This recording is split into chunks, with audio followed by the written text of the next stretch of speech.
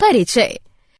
जैसा कि हम पहले भी चर्चा कर चुके हैं कि जनन जीवों की वह क्षमता है जिसके द्वारा वो अपने समान जीव संतति को जन्म देता है, जिसमें कि अधिकांश गुण उसी के समान होते हैं। हाँ माधुरी, वह प्रक्रिया जिसमें नर और मादा युग्मक के संलयन से एक नए जीव की उत्पत्ति होती है, लैंगिक जनन कहलाती है। तो आओ अब हम इसके बारे में विस्तार से चर्चा करें। उद्देश्य। इस पाठ के अंत में आप निम्न करने में सक्षम हो जाएंगे: लैंगिक जनन को परिभाषित करना, पुष्पी पौधों में लैंगिक जनन को समझना, पुष्प की संरचना को समझना, बीजों की संरचना और उनके प्रकारों को पहचानना, एक लिंगी पुष्प की संरचना को समझना, द्विलिंगी यानी उभयलिंगी पुष्प की संरचना को पहचानना, अलिंगी पुष्प की संरचना को समझना, उभयलिंगाश्रयी और एकालिंगाश्रयी पौधों को पहचानना, पुष्प के कार्यों को समझना,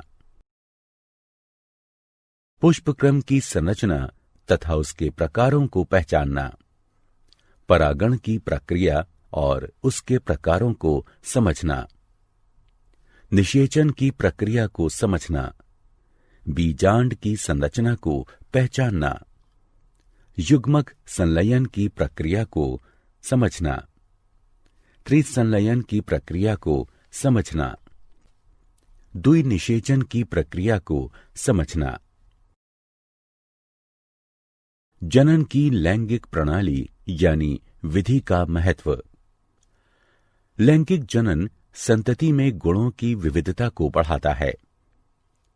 युग्मक में जीनों के नए जोड़ों को पास लाने के परिणाम स्वरूप आनुवंशिकीय विविधता बढ़ जाती है। जनन के दौरान दो अलग अलग जीवों के डीएनए के मिलने से नई जाति की उत्पत्ति में यह प्रमुख विशिष्ट भूमिका निभाता है। पुष्पी पौधों में लैंगिक जनन। प्रारंभिक अवस्था में पौधे पत्तेदार या कायिक चरण में होते हैं तथा जब वे वृद्धि तथा जनन करते हैं अथवा प्रजनन चरण में तब उन पर पुष्प बनते हैं। इसलिए हम यह कह सकते हैं कि पुष्प पौधे के जननीय भाग होते हैं। पुष्प। पुष्प पौधे का एक चमकीले रंग का जननीय भाग है। पुष्प के डंठल को पुष्पवृंत यानी पेडिकल कहते हैं। पुष्पवृंत का फूला हुआ चपटा सिरा पुष्पासन यानी थैलेमस बनाता है। पुष्पासन यानी थैलेमस से पुष्पीय यानी फ्लोरल पत्तियां निकलती हैं, जो कि 4 प्रकार की होती हैं: बाह्यदल, दल यानी पंखुड़ी, पुंकेसर और अंडप। बाह्यदल और दल यानी पंखुड़ी पुष्प के जनन के लिए अनावश्यक भाग हैं, जबकि पुंकेसर और अंडप पुष्प के आवश्यक भागों का निर्माण करते हैं तथा इनमें जनन कोशिकाएं पाई जाती हैं। बाह्यदल या कैलिक्स हरे रंग के होते हैं तथा पुष्प का बाहरी चक्र बनाते हैं। दल यानी पंखुड़ी या कोरोला बाह्य दल के बाद स्थित होते हैं। ये अधिकतर रंगीन होते हैं तथा कीटों को परागण के लिए आकर्षित करते हैं। पुंकेसर या पुमंग दल यानी पंखुड़ी के बाद स्थित होते हैं। प्रत्येक पुंकेसर वृत्त सदृश डंठल तंतु और चपटी घुंडी सदृश परागकोश से बना होता है। परागकोश में पराग पुटियां यानी पोलन सैक पाई जाती हैं, जो कि परागकण का निर्माण करती हैं। पुंकेसर पुष्प के नर भाग को प्रदर्शित करता है। अंडप या जायांग पुष्प का मादा भाग होता है और पुष्प के बीच का भाग बनाता है। अंडप फूले हुए आधारीय अंडाशय, मध्यवर्तिका और ऊपरी घुंडी सदृश भाग वर्तिकाग्र को दर्शाता है। अंडाशय बीजांड धारण करता है जो कि बीज में बदल जाते हैं। फल बीजों को घेरते हैं तथा उनकी रक्षा करते हैं। बीज बीज परिपक्व बीजांड होते हैं। बीज के अंदर भ्रूण तथा संचित भोजन पाया जाता है, जो कि अंकुर बनने के समय विकसित हो रहे भ्रूण के द्वारा प्रयोग में लाया जाता है। एक परिपक्व बीज दो महत्वपूर्ण भागों से मिलकर बना है, जो कि इस प्रकार है: बीजावरण और भ्रूण। बीजावरण एक सख्त परत होती है जो कि बीज के आंतरिक भागों की रक्षा करती है। भ्रूण मूलांकुर, प्रांकुर और बीज पत्रों से मिलकर बना होता है। मूलांकुर नवीन जड़ बनाता है तथा प्रांकुर नवीन तने का निर्माण करता है। बीज एक बीज पत्री तब कहलाता है जब उसमें एक बीज पत्र पाया जाता है तथा द्विबीज पत्री तब कहलाता है जब उसमें दो बीज पत्र उपस्थित होते हैं। बीज भ्रूण पोषीय तब हो सकता है जब उसमें भ्रूण पोष पाया जाता है तथा भ्रूण पोष रहित तब होता है जब उसमें भ्रूण पोष उपस्थित नहीं होता है।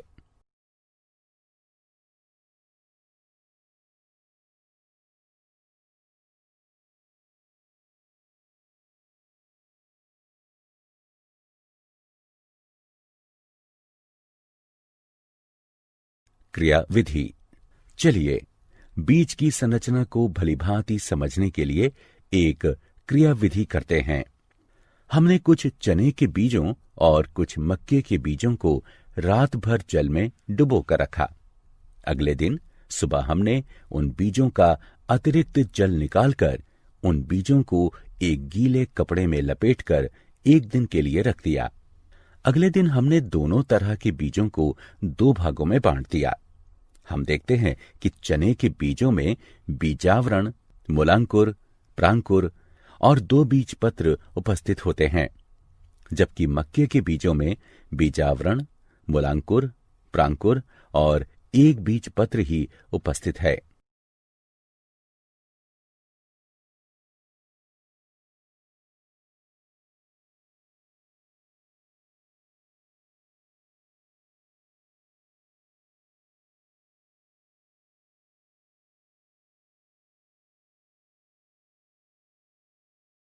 एक लिंगी पुष्प वे पुष्प जिनमें या तो पुंकेसर या स्त्री केसर पाया जाता है, उन्हें एक लिंगी पुष्प कहते हैं।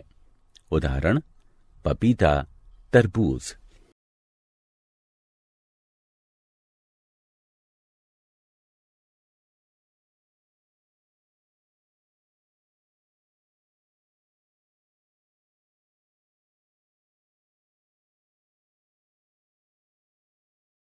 द्विलिंगी पुष्प वे पुष्प जिनमें पुंकेसर और स्त्री केसर दोनों उपस्थित होते हैं, उन्हें द्विलिंगी या उभयलिंगी पुष्प कहते हैं।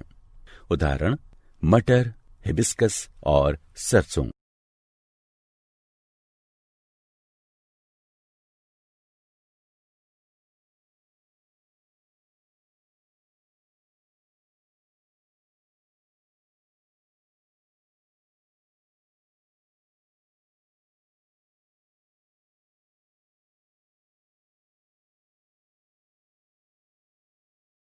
अलिंगी पुष्प वे पुष्प जिनमें पुंकेसर और स्त्री केसर दोनों ही अनुपस्थित होते हैं, उन्हें अलिंगी पुष्प कहते हैं।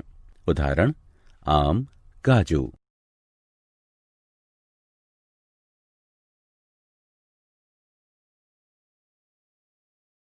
उभयलिंगाश्रयी तथा एकालिंगाश्रयी पौधे वे पौधे जिनमें दोनों प्रकार के एक लिंगी पुष्प पाए जाते हैं, उभयलिंगाश्रयी पौधे कहलाते हैं।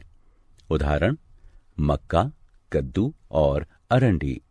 वे पौधे जिनमें केवल एक प्रकार के एक लिंगी पुष्प पाए जाते हैं, एकालिंगाश्रयी पौधे कहलाते हैं।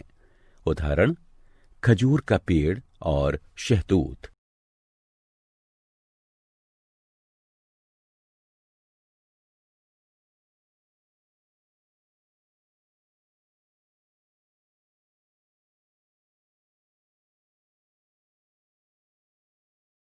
पुष्प के कार्य। पुष्प में नर जननांग पुंकेसर तथा मादा जननांग अंडक पाए जाते हैं। पुष्प पौधे का वह भाग है जो कि लैंगिक जनन में भाग लेता है। अंडाशय परिपक्व होकर फल का निर्माण करता है जिसमें बीज उपस्थित होते हैं।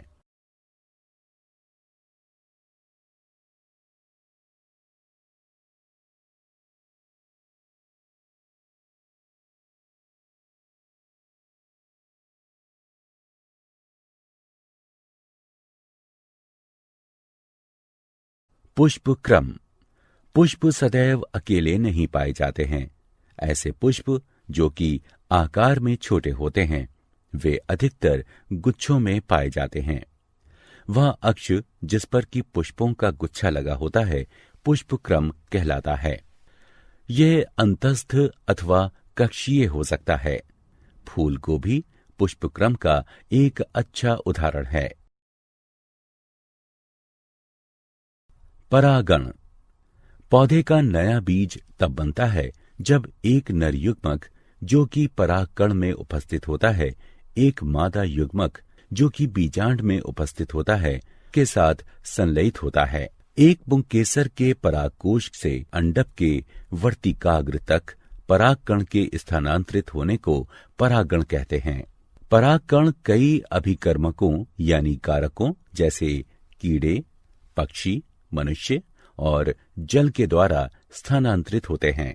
परागण दो प्रकार का होता है, स्वपरागण और परपरागण। जब परागकण एक पौधे के पुष्प के परागकोश से उसी पुष्प या अन्य पुष्प के वर्तिकाग्र तक स्थानांतरित होते हैं तो उसे स्वपरागण कहते हैं।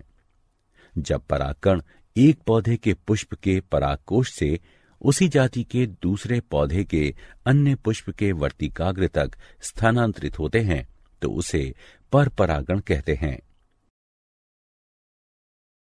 निषेचन।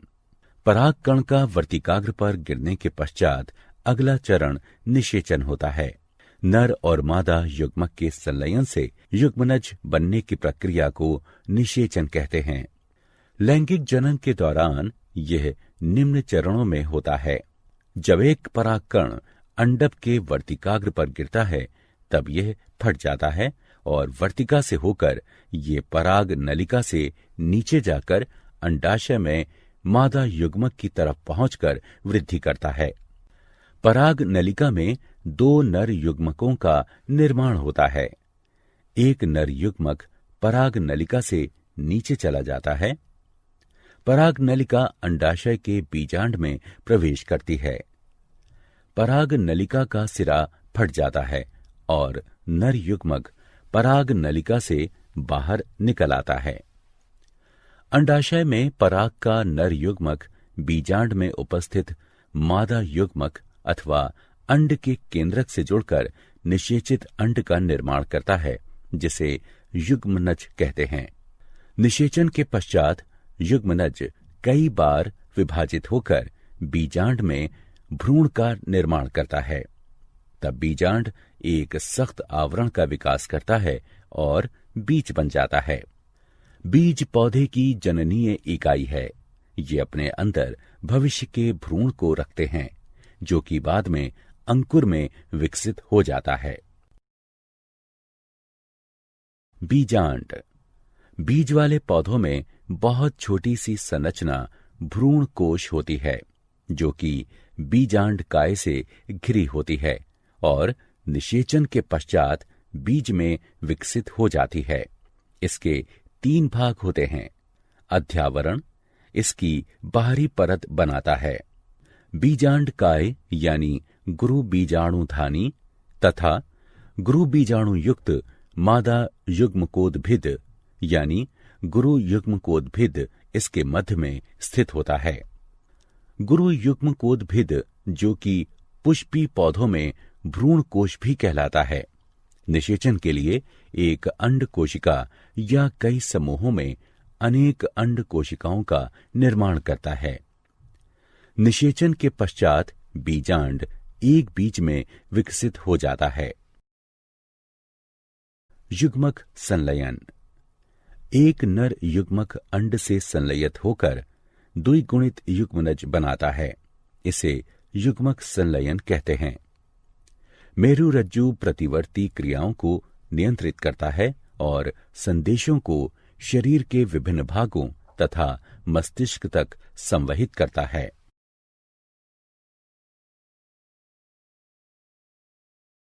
त्रिसंलयन। दूसरा नर युग्मक द्वितीयक केंद्रक के साथ संलयित होकर प्राथमिक भ्रूणपोष केंद्रक बनाता है। इसे त्रिसंलयन इसलिए कहते हैं क्योंकि संलयन प्रक्रिया में 3 केंद्रक सम्मिलित होते हैं, एक नर युग्मक और 2 ध्रुवीय कोशिकाएं। द्विनिषेचन। 2 युग्मकों के युग्मक संलयन द्वारा एक ही भ्रूणकोश यानी पुटी में 2 बार निषेचन की प्रक्रिया घटित होने और त्रिसंलयन को द्विनिषेचन कहते हैं। क्या आप जानते हैं पक्षियों के द्वारा किया गया परागण पक्षी परागण कहलाता है। जलोद्भिद पुष्पों में परागकण हल्के होते हैं किंतु मोम से ढके होते हैं। खाने योग्य पराग रोसा, मैग्नोलिया और क्लीमेंटिस के द्वारा बनाए जाते हैं। ज़ोस्टेरा में सबसे लंबा पराग लगभग 2500 माइक्रोमीटर लंबाई का पाया जाता है, जबकि मयोसोटिस में सबसे छोटा पराग लगभग 2.5 से 3.5 माइक्रोमीटर लंबाई तक का पाया जाता है। एरिथ्रीना में कौओं और गिलहरियों के द्वारा परागण होता है। वायु में पराग की उपस्थिति के कारण प्रत्यूर्जिता यानी एलर्जी अभिक्रिया होती है, जिसके कारण हे बुखार हो जाता है। निषेचन के बिना अंड के विकास को अनिषेक जनन कहते हैं। निषेचन के बिना फल बनने की प्रक्रिया को अनिषेक फलन कहते हैं।